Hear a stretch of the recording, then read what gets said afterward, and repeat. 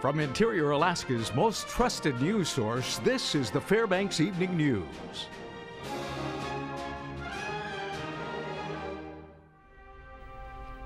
Good evening. Thank you for joining us. A motor vehicle accident sent 2 people to the hospital this afternoon. According to authorities on scene, the 2 vehicles collided at the intersection of University and Farmers Loop. The University Fire Department, along with state troopers and University police, all responded to the accident. Troopers on scene say the small compact car was completely totaled. Fire personnel had to extricate 2 occupants from that vehicle. This afternoon at about 1:15, we received a report of a crash, motor vehicle crash at University and College. Upon arrival, 2 of the occupants of one of the vehicles were transported to the hospital. At this point, they seem to be non-life-threatening injuries. I would like to remind the public at this point to always make sure you look both ways before you cross the intersection. And if you're turning left, make sure you yield to all the traffic of the lanes that you're crossing. Just take that extra moment, to take an extra second to look around and make sure you know that nothing else is coming. A Fairbanks man is facing charges of criminally negligent homicide in connection with a fatal accident on the Old Richardson Highway. The charge against 38-year-old Eddie Iacocke was filed on September 15th. Iacocke was reportedly a driver in the 2-vehicle accident that killed 59-year-old Ernest Ford of North Pole in July of 2014. Officials say Iacocke was driving a Ford F-350 and crossed the center line. The truck hit Ford's vehicle head-on, and both trucks were immediately engulfed in flames. Iacocke had previously appeared on a reality TV show called Ultimate Survival Alaska.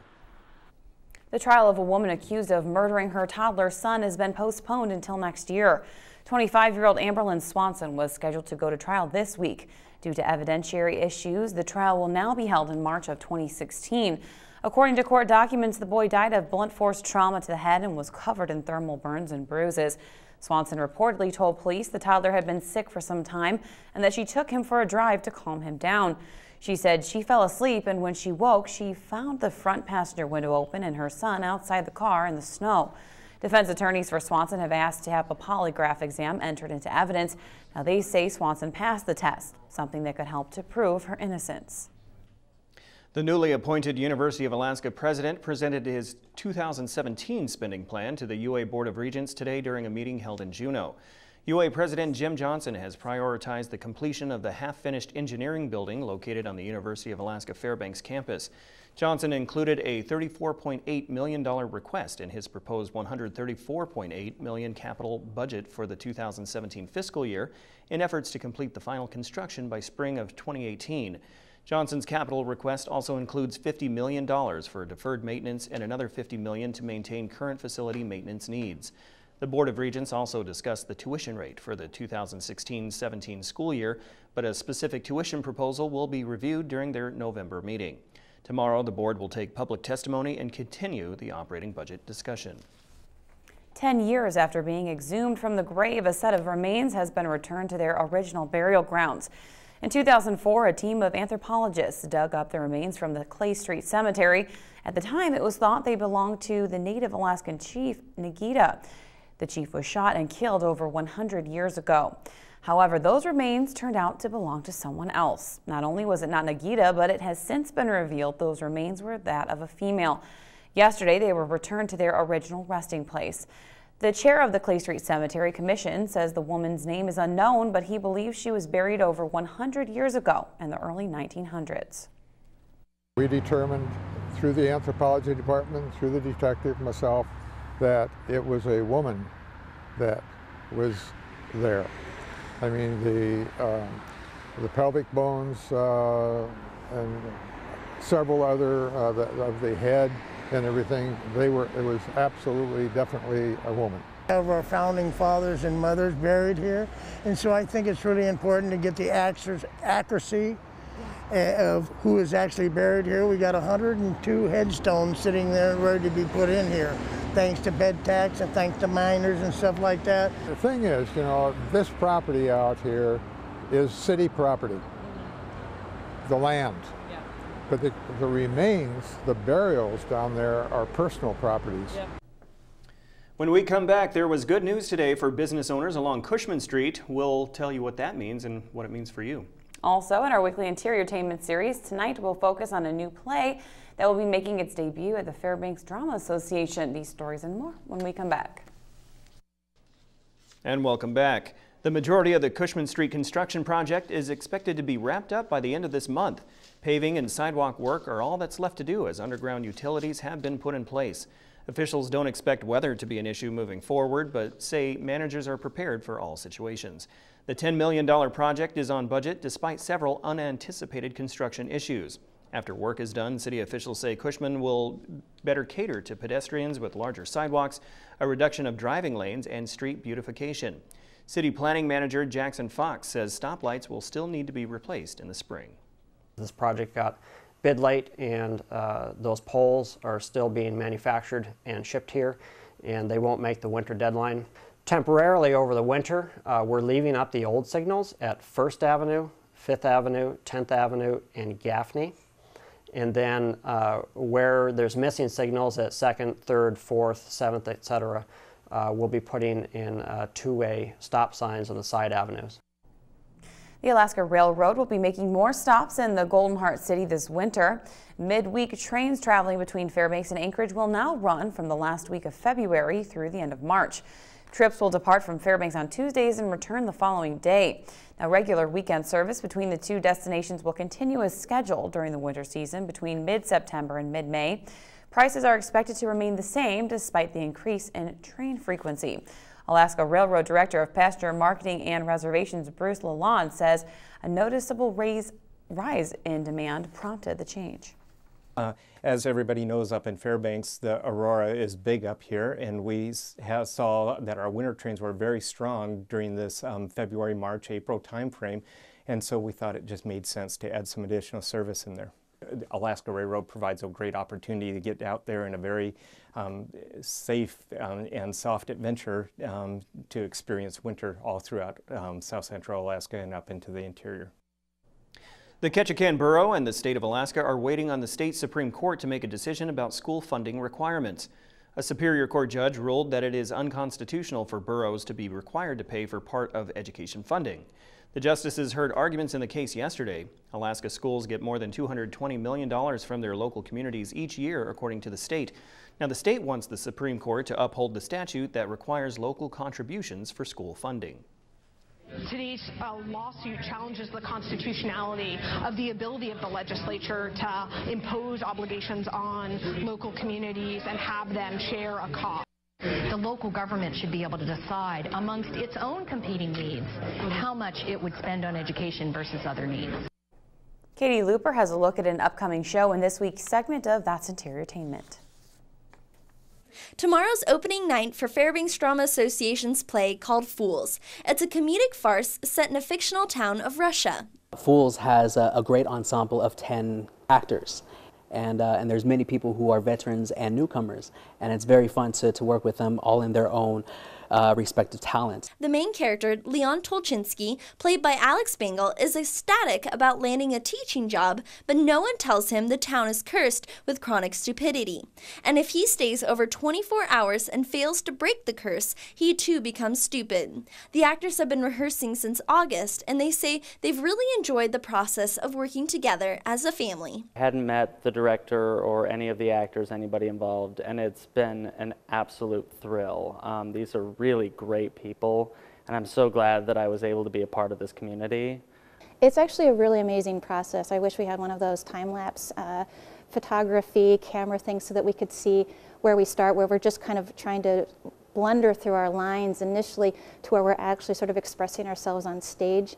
Frank's been a really great director in trying to mold us and work with us each individually and to try to bring out our characters, but yet he's also been very encouraging of what we want to bring to our own character as well. Director Frank Yaska chose this play because he believes it's funny, witty, and fast-paced. He says each character brings their own originality to the stage, so it keeps the audience engaged and fully entertained. Just the whole process has been so much fun, and it's such a relief to be working in a production where we can enjoy the process, making a tremendous story and entertaining the audience. I want the audience to leave with a lightened heart. The play Fools starts running September 18th through October 4th with weekend showtimes. This is Katie Looper reporting. That's Interiortainment, brought to you by Midnight Sun Family Medicine. Looks like fun. Definitely. All right, Joe Cook is up next with sports and gives us a little preview of Ice Dogs hockey and the upcoming UAF rifle season. Also, check out this week's high school football matchups. All that and more with Joe after the break.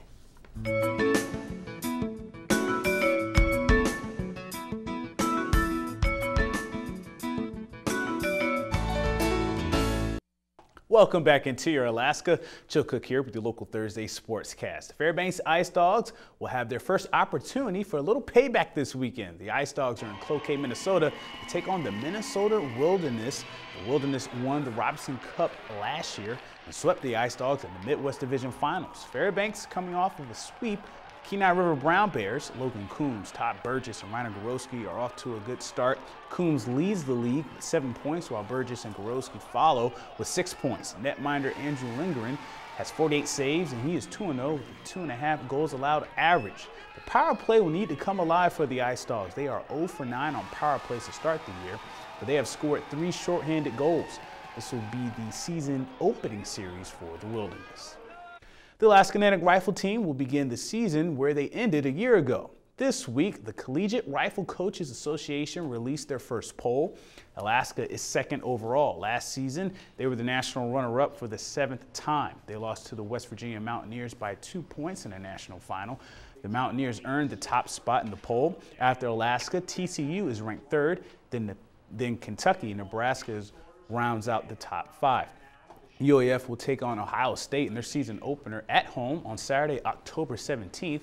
The first meeting with West Virginia is January 12th. Alaska won the NCAA Small Bore Championship last season. The top shooters returning for this year's team is 2014 Small Bore National Champion Tim Cherry, Sagan Magdalena, Lordley Stanfield, Luke Johnson, and Soren Butler.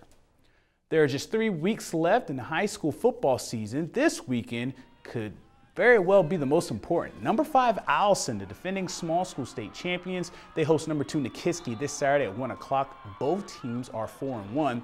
The winner will be the front runner for the number 1 seed for the small school state playoff Final Four. There's also a rematch of last year's state title game.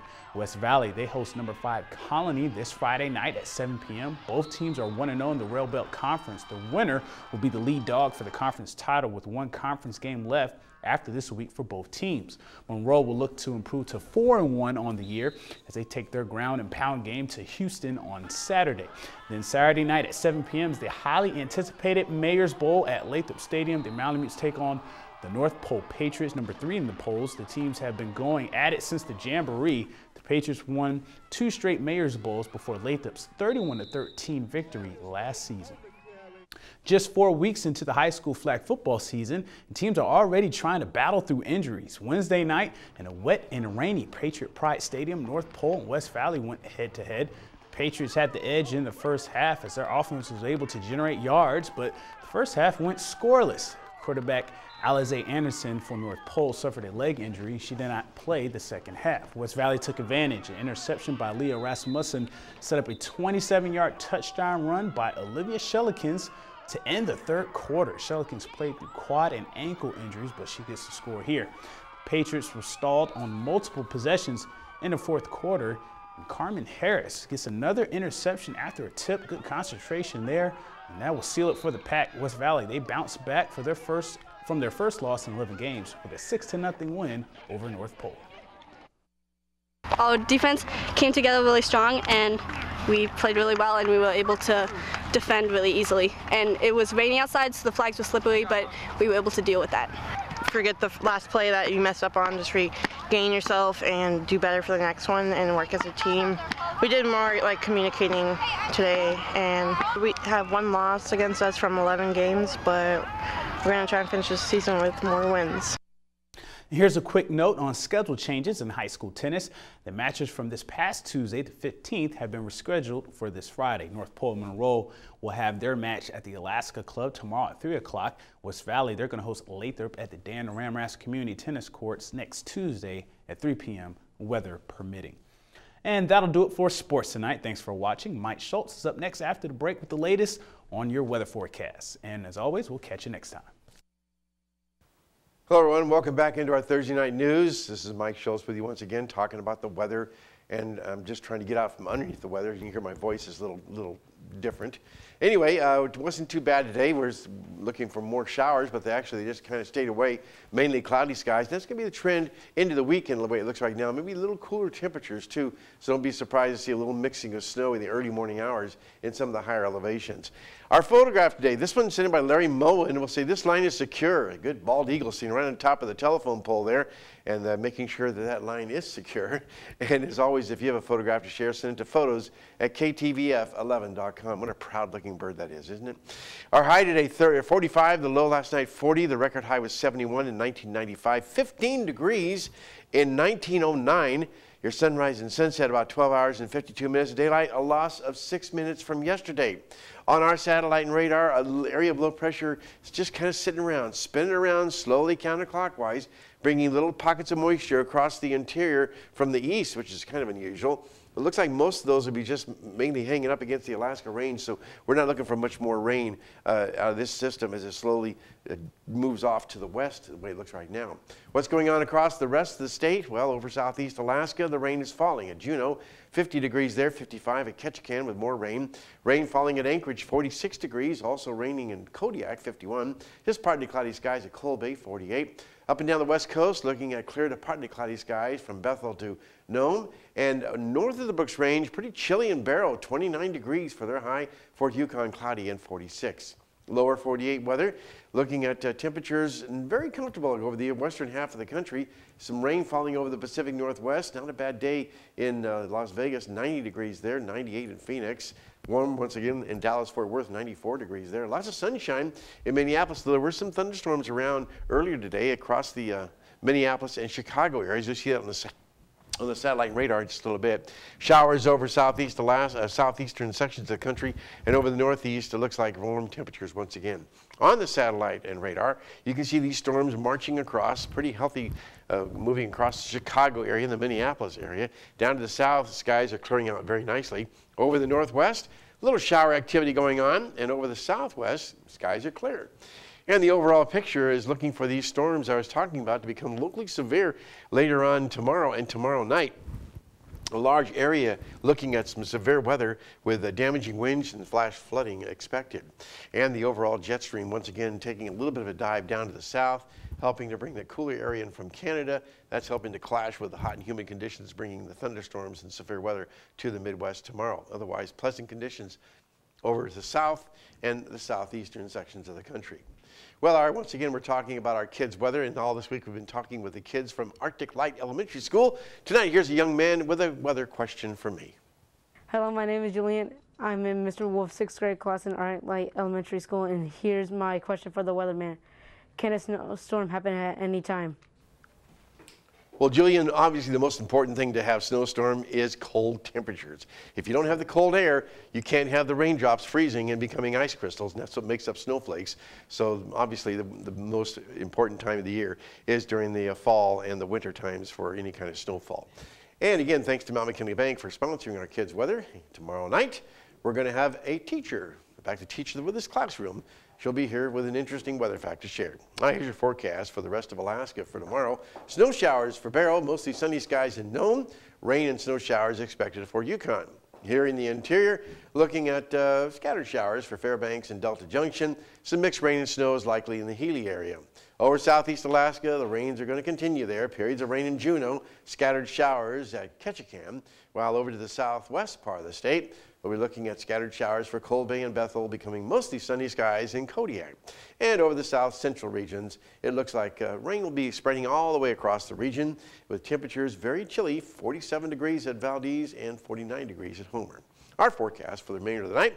Again, we're looking at cloudy skies and occasional showers here and there. 37 for the overnight low. Like I said, don't be surprised in the higher elevations to see a little mixed rain and snow tomorrow morning when you wake up. Another day like today, tomorrow, expected for 46 degrees with showers and the 5-day outlook. Not much change, looking like, again, once temperatures will be in the low 40s to mid 40s, a little cooler over the weekend, and maybe some showers of mixed rain and snow in the forecast there, with overnight lows only 30 degrees, 2 degrees below freezing. That's not good.